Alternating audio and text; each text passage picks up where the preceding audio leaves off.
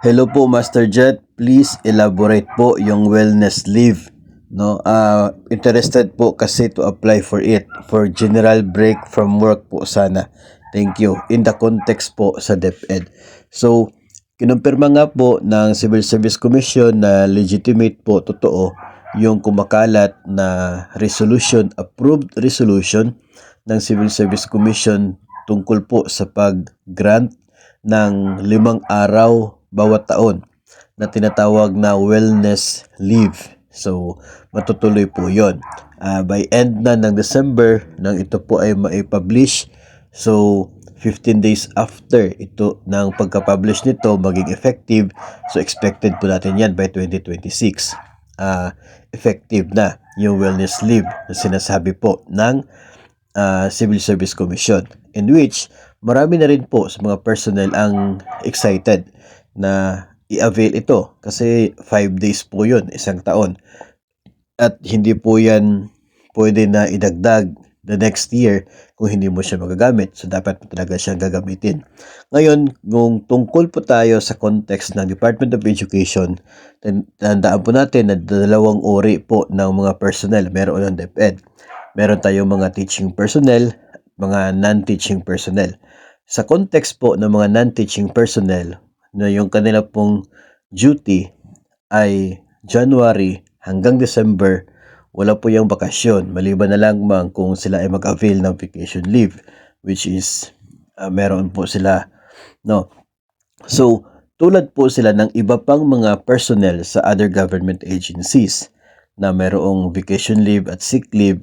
So, ito pong wellness leave ay dagdag doon sa mga pwedeng ma-avail. And that is, pwede po natin isipin na automatically they can avail that one kasi nga wala naman silang mandated vacation sa loob ng isang taon.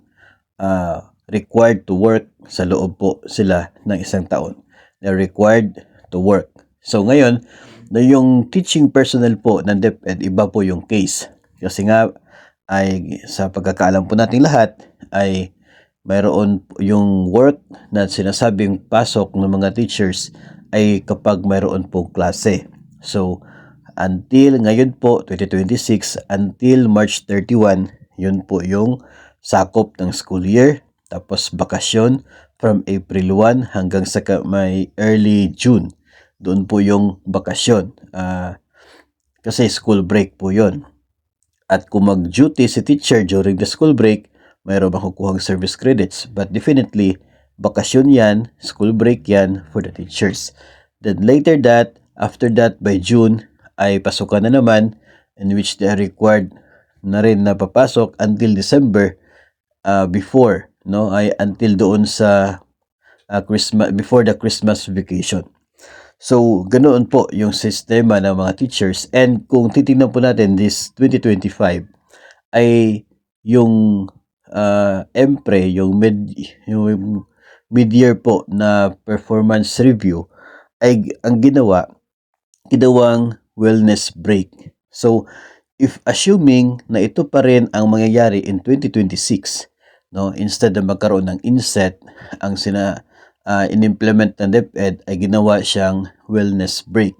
So, pwede po nating isipin in the DepEd context ng mga teachers na kung ganun pa rin ang gagawin ng Department of Education, yung 5 days na wellness leave will be converted into a wellness break na 5 days din, isang linggo. Kung ganun pa rin na walang inset at gagawin pa rin wellness break. So, kung ganyan po yung plano ng DepEd, pwede po na hindi mag-grant ng wellness leave for the teachers kasi nga nandyan yung wellness break. Then, isa pa ay pwede rin naman na hindi na itutuloy yung wellness break tapos ibabalik yung inset sa period na yon, tapos hahayaan ng teachers to apply for their chosen na araw for wellness break. So, or wellness leave. So, yun po ang pwedeng mangyayari. So, therefore, I would say na in the context of DepEd, mananatili pa rin po na mas mabuting hintayin natin yung opisyal na magiging guidelines nito for DepEd, yung magiging official na communication ng ahensya, for the personnel, kung ano ang mangyayari doon sa mga gusto mag-avail nito pong wellness leave na ito. Kasi malinaw naman doon sa approved resolution ng Civil Service Commission na ang wellness leave ay subject to the discretion of the agency.